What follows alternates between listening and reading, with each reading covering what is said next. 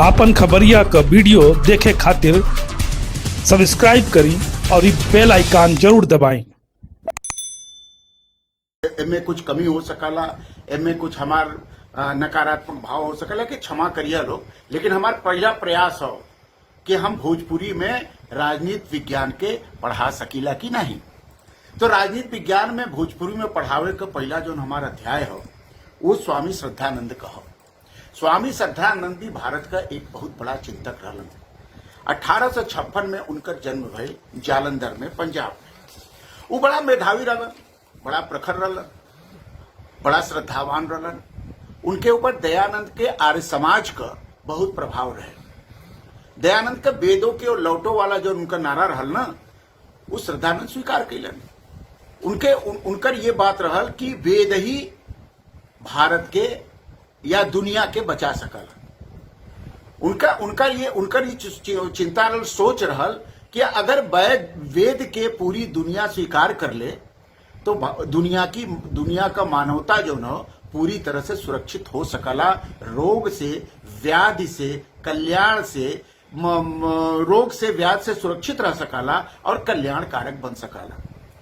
दुनिया का समस्या का हो, दुनिया का आदमी लोगों का समस्या रोग व्याधि से मुक्त होवल हो, रोजगार प्राप्त करल हो, शिक्षा प्राप्त करल हो, अच्छा स्वास्थ्य प्राप्त करल हो और अपने जीवन के गंभीरता से और समुन्नत और गौरव से जिए का आधार मिले के चाहिए। यही हर राज्य करला, यही हर राष्ट्र कहला। तो स्वामी श्रद्धानंद जी का कहना यह हो कि अगर दुनिया का मानवता वेद के स्वीकार कर ले तो ओके रोजगार का साधन का रास्ता भी मिल जाई, उसका ओकर आर्थिक व्यवस्था भी सुदृढ़ हो जाई, ओकर गौरवपूर्ण जीवन जिए का आकांक्षा भी पूरा हो जाई और यही नहीं पूरा हुई, ओकर पीढ़ी तक सुरक्षित हो जाई। श्रद्धानंद कहना कि पीढ़ी के अगर सुरक्षित करे के हो तो वेद के ओर जाए पड़ी और वेद के अध्ययन करे के पड़ी। श्रद्धानंद राष्ट्रवादी रहलन। उनका राष्ट्रवाद बहुत निर्भयता का राष्ट्रवाद रहा। उनके ऊपर विवेकानंद का सीधा प्रभाव पड़ल। विवेकानंद और राम तीर्थ के सिद्धांत के ग्रहण करके भारत की जनता के 1856 के बाद भारत की जनता के वो बतौलन कि तू लोग दैवी आदमी हुआ, भारत का लोग दैवी लोग हुआ, भारत के लोगन के कोई दूसर कोई नहीं बनोले, ईश्वर स्वयं बनोले हुआ, जेकरी ऊपर देवता का कृपा हो, जोने देश और जोने नागरिक पर वो कितना बड़ा पवित्र हो। श्रद्धानंद कहना कि भारत का हर जनता, हर व्यक्ति बहुत पवित्र व्यक्ति हो और वो कल्याण के अतिरिक्त कुछ सोच नहीं सकला।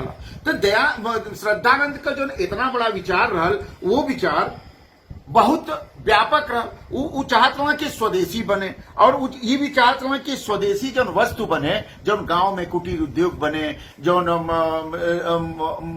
मचिया बने, जो दौरी बने, जो छोटा छोटा गांव में चीज बनाला, ओकर खूब उत्थान करल जाए। तो गांव के कुटीर उद्योग के बढ़ावे के पक्षधर श्रद्धानंद रहलन। उनका ये मानना रहल कि अगर गांव में जो छोटा छोटा चीज ग्रामीण बनावल अपने समय निकाल के, खेती से समय निकाल करके या परिवार से समय निकाल करके ओके जो नो आगे बढ़ावल जाए, मतलब ओकर मार्केटिंग करल जाए। तो ओकर मार्केटिंग कैले से गांव के लोगन का जो सशक्तता, आर्थिक सशक्तता वो बढ़ जाई और भारत का भी विकास हुई।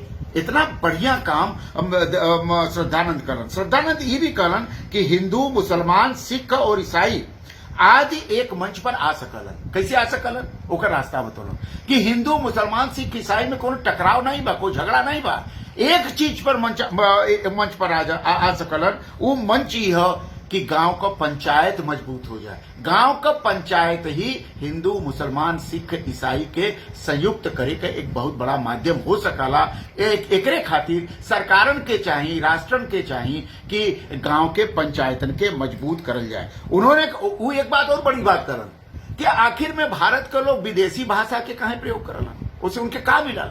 विदेशी भाषा का प्रयोग में भारत के लोग खुदे नहीं समझ पावलन। तो श्रद्धानंद जी कहलन कि भारत में जो तमाम तरह का भाषा बा ओके समृद्ध करे के चाहिए और यहाँ के लोग अपने अपने भाषा में अपने अपने ढंग से बात करें और जो विभिन्न भाषा हो उसमें समन्वय स्थापित हो जाए। तो जब समन्वय स्थापित हो जाए तो एक मतलब है कि भोजपुरी बोले वाले तमिलनाडु के तेलुगु बोले वालों से भी संपर्क रख लिए, तेलुगु बोले वाले बंगाली लोगों से भी संपर्क रख लिए, बंगाली बोले वाले कन्नड़ कन्नड़ बोले से संपर्क कर लिया। तो ये जो भाषा का संपर्क हो, भाषा का जो पुल हो, एक बनावल बहुत जरूरी है।